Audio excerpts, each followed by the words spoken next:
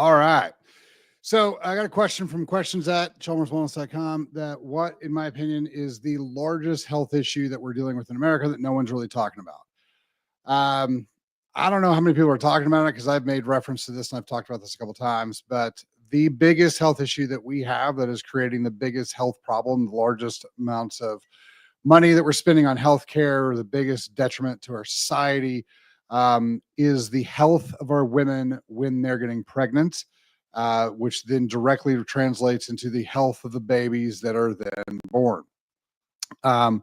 People ask me all the time where autism comes from and where ADD comes from and all these issues come from.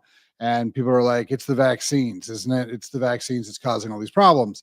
And I'm going to get, God, we have so much help for today's video. And the vaccines cause a lot of problems. Like, I'm not trying to say the vaccines don't cause problems. They definitely cause a lot of problems. We've got to really do more research on these and cut back, if not eliminate, a lot of the things that vaccine-wise that we're doing. However, when you look at the issue as a whole, when you look at these women who are, if you're like, okay, who's having the most babies? We're looking at 20-year-olds and early 30-year-olds. That's, a pretty big chunk of the population that's having babies. Who eats the most fast food? Teenagers and 20-year-olds. Who's consuming the most diet drinks? Teenagers and 20-year-olds. What about energy drinks? Same thing. Who has the highest stress? Who smokes the most? Who drinks the most? Who, has the most disrupted sleep? That's your segment of population that's consuming all these processed foods, that's dealing with all this massive amounts of stress and, staring at their phones all day long and getting all that psychological stress. We have all this, you look at today's, kids, and they've all got some type of psychological disorder, ADD, ADHD, anxiety, depression, bipolar, like whatever.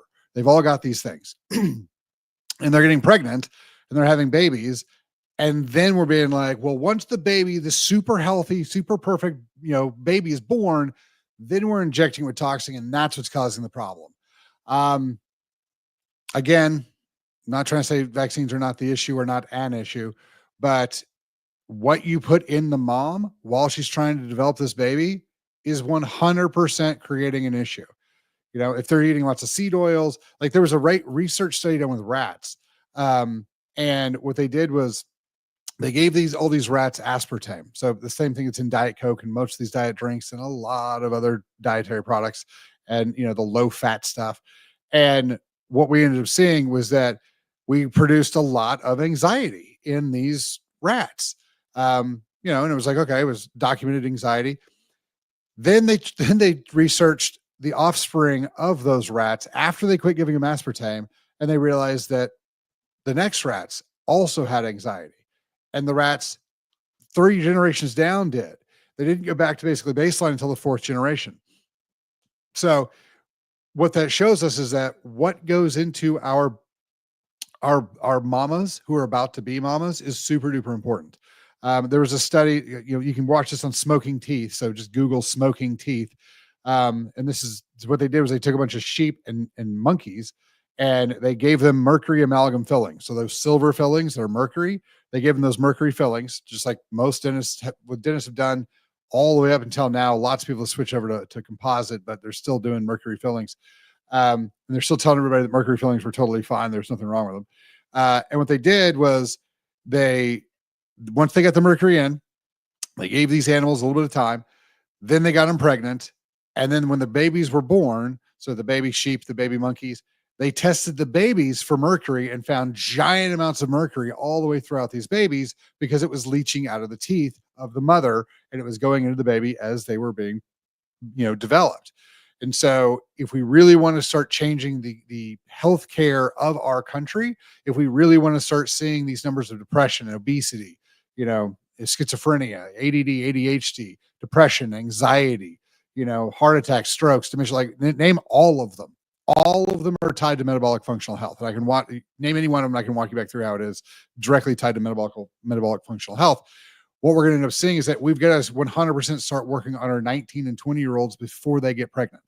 So typically what we will do is about 6 months to a year before these women get pregnant, we'll clean up their body. And what we mean by clean up their body is we'll fix their diet so they're on a really, really clean, really, really solid diet. We'll go through it's lower glycemic, it's fat based, because guess what? Your baby's brain is made out of fat. The spinal cord, fat and folic acid. That's what these things are. Your whole body requires fat, and guess what? Mama's body requires fat too. Like half this postpartum depression would never happen if we fed these women right who are trying to get pregnant. So we got to clean them up a little bit ahead of time, change their diet, get them on a really good, whole food, clean, zero or as close to zero processing as we can. We got to get them down to there. We got to get their water intake up. We got to get their supplementation in so they're ready to go. So I like to start about 6 months before they want to get pregnant. And then once they get pregnant, we can monitor nutrition function throughout. It's always funny because people say breast milk is best. Now I'll grant you that all the infant formula we have is legit toxic. I don't know if you guys are familiar with the RFK's stork speed thing, where he got rid of he basically said all the formula in the United States is toxic to some degree, whether it has like cyanide or it's just highly toxic for lead or whatever, but they're all toxic. And so even then people are like, well, we should only do breastfeeding. Well, what if you put bad chemicals in mom can only make bad breast milk. Like I get it. The body's amazing and it's wonderful and it's a miracle. And that's 100% true. But if you put junk in it, it doesn't purify it and make it perfect. If you don't give it the chemicals it requires to make the things it needs to make, it doesn't make the things, which is why our cholesterol plaques, which is why we get dementia, which is why we get diabetes, which is why we get all these diseases, because the chemicals we're putting in the body are not what the body's designed to have. And so it starts failing. Well, that's going to happen with creation of baby as well, and feeding baby breast milk as well.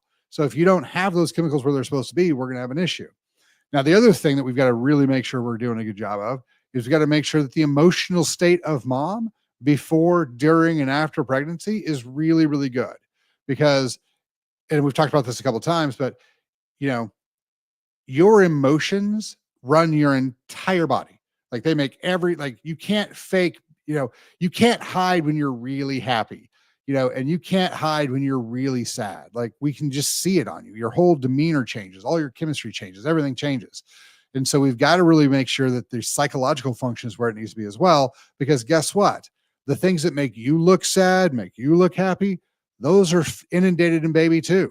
So what I always like to do is we do a little bit of NLP beforehand, but we do the 5 negative emotion release so that at least some of those things that are bound in us, the fear, hate, anger, guilt, those things get released so that we're at least a little bit better off going forward. And then we do some education on perceptions, projection, and filter function and stuff like that, and gratitudes and stuff like that, so that we maintain a high-end, high emotional, positive emotional state all the way through the pregnancy. Because we have to start really focusing on not just what happens once the baby's born, what chemicals we're sticking in it then. We've got to really focus on what chemicals are in mom to begin with, what toxins are in mom, what nutrients are in mom that the mom can then give to baby. One of the reasons, not the only reason, but one of the reasons we see such high postpartum depression is because she's out of nutrients, like completely out of nutrients. And we're like, we have no idea why she's so depressed. She should be happy that she has this baby now. And it's just so weird that she's depressed. No, it's not. She's completely out of the nutrients her body requires to run. That's what's going on. So, as we start looking back at this stuff, it's pretty obvious that this is one of the major things we need to do. Now, the question comes up, well, then how come everybody else isn't talking about this? Probably because most 20-year-olds don't have a whole lot of money to throw at this. So, it's easier to charge the guy who has dementia, $50,000 to fix his dementia than it is to charge, a 25-year-old $4,000 to get her all the way ready for pregnancy. So, that's kind of, I think, where a lot of this is. I can't imagine that everybody else doesn't recognize and see that if mom doesn't have the chemicals she needs to build baby's going to be built out of whatever she has. And the idea that your baby is 10 fingers, 10 toes and crying must be 100% healthy. No, not at all. That's wrong. There's a lot wrong in that. One of the other big things we see is that, so what happens with women when they get pregnant? They get larger, right? Some of them get quite fat. Some of them get quite large. That induces sleep apnea. What happens when we don't have oxygen? Oh, that's really bad for the brain. What if we're building a brain? Is it bad for a brain you're trying to build? Yeah, it's really bad for that too. Yeah, but nobody talks about sleep apnea. Nobody talks about the snoring. Nobody talks about all the organ movements and stuff like that. And mom, like, how many people are like, how many people who have you moms? How many of you people had somebody check your sleep when while you were, let's do a sleep study while you were pregnant? How many people looked at your pulse ox, your oxygen saturation? I bet not many of them. How many of them taught you to do the exercises required to build your pelvic floor up so that one, you could have a solid, healthy vaginal birth, and two, you would recover from it? Like I talk about this a lot. Like the reason that women pee on themselves, like 30-year-old women, 28-year-old women, I see them in the office, and they're like, yeah, when I jump or when I laugh, I pee on myself a little bit. I have since I gave birth. That's a weak pelvic floor. That's super easy to fix. The fact that we're letting women, have a baby, get pregnant, have a baby, and not teaching them simple pelvic floor exercises that are critical for the birthing process is beyond me. One of the other big things, and we don't do a whole lot of this, and like I would 100%, if you're pregnant or you're about to get pregnant, one of the number one things you guys need to do is look up ICPA, that's International Chiropractic Pediatrics Association, and find a good pediatric and pregnancy chiropractor. I hired one to take care of my wife while she was pregnant and to help my kids when they got born. Dr. Kelly Beard and Dr. Dasha Ilushin. I don't know if that's still her last name, Dr. Dasha. She got married. They were phenomenal, and they're still phenomenal. If you guys are looking for pediatric chiros, look them up. It's, oh my gosh, I just forgot. Forever Young Chiropractic. Wow. They're going to kill me for that. Anyway, Forever Young Chiropractic, if you guys are around, look them up. Find a good pediatric and pregnancy chiropractor, because if you're pregnant, you're not moving the way you should, because all your stuff is changing, like your hips and your pelvis and your knees and all that stuff. You need to get adjusted, because if that function and movement doesn't happen right, it's bad for baby too. When my son was born, his head was all misshapen because he got my head. He's a giant head. And so it didn't go through the birth canal as easily as it could have. And I'm pretty sure he's going to end up with my hairline. So Kelly reshaped his head, so we didn't have to use a helmet. She reshaped it, and it's now perfectly round. It's phenomenal. She did an amazing job at that. I wouldn't even try to do that. I would just send you to Kelly for that. But those are some of the things, like, we've got to really, if we really want to focus on turning America's health around, we got to start with the mom before she gets pregnant, so that the babies that are born are healthier to start with. That's going to be one of those things that we're going to have to recognize as something we're going to have to do. And it's not super difficult. And it's actually not super expensive, because again, when young people decide to do stuff, they usually do it pretty well. And so a lot of these women that we've worked with, and I'm like, you got to start exercising. And they're like, deal. And they go and they do it. And I'm like, you got to change your diet. Deal. Like, it's so cool when you get a hold of a young person who's motivated to do stuff. This is why I love working with 18-year-olds who want to get in shape and stuff like that, because you're like, do these things, and they go, deal. And they go do them. You can be like, I need you to eat a handful of grass and 3 stones. And they're like, deal. I'll go do that. And so these women, you're like, okay, here's what I need you to do. How do you like yoga? How do you like Pilates? How do you like, weightlifting? And they're like, oh, I can do those things. Like, great. Here's a simple plan to build up to it. Okay, fantastic. Especially when they learn that they're going to look better and feel better. And then the chances of them getting their body back after they have the baby is much higher if they're already working out. They're usually motivated to do it. But the other thing is that most of the women, at least the women I've worked with, who are trying to have a family, they want a healthy family. They want healthy babies. The husbands want healthy families. They want healthy babies. And they for sure want their wives to be healthy as they go through this, because guess what, guys? If your wife is healthy and her emotions are where they're supposed to be beforehand, and she's on the right diet, she has a much better pregnancy. She's much happier. She's much less crazy. And after she gives birth to the baby, she's much, better. We don't have to worry about the postpartum depression. And, and here's the biggest thing. If you have healthy kids, they're cheaper to have long-term than if you have unhealthy kids. So, the small investment now is pretty easy to go through to the future. So, if there's that one thing that everyone's like, what should we be doing? This is the thing. Like, we should be taking much better care of our to-be pregnant moms. And like I said, I like to start 6 months to a year beforehand. So if you guys have friends who are thinking about having babies, if you're thinking about having babies or whatever, get a hold of us, and I'll kind of walk you through how to kind of clean it all up and get yourself better. For a lot of you, it's not gonna be that hard. It's gonna be like, how much are you drinking? Okay, we'll cut back on that a little bit. How much sugar are you eating? Okay, we're gonna deal with this. We're gonna increase the, the specific fats, and we're gonna get your supplementation lined out. And a lot of that supplementation isn't very hard. I brought in a bunch of extra stuff just for this so that we have, like, for instance, our CoQ10 is going to have vitamin A and vitamin E in it now. So you can take one pill and get a ton of stuff in it. Um, Good solid levels as well. So this is probably the biggest thing. If you haven't heard people talking about this, then I would 100% share this video with everybody else because they probably haven't heard it either. And if you're like, oh man, my kids are 7 or 8 or 10, like mine are 10 and 12, you're like, I missed it. All right, well, don't let your friends miss it. Don't let everybody else miss it. Share it with all your people so that they can share it with somebody who maybe has somebody who's in that age range. If you're going to church, give this to the people at your church to have them pass down.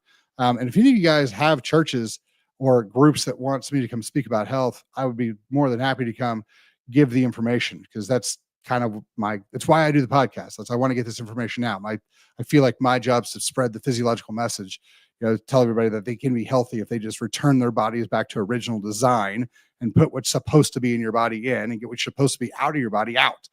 So, if you guys have any of that stuff, hit us up. I'd love to give you guys some tips on that one. If you need anything else, hit us up, pillarsofwellness.com, drop it in the comments. We'll talk to you there. Thanks for your time. Have a great weekend.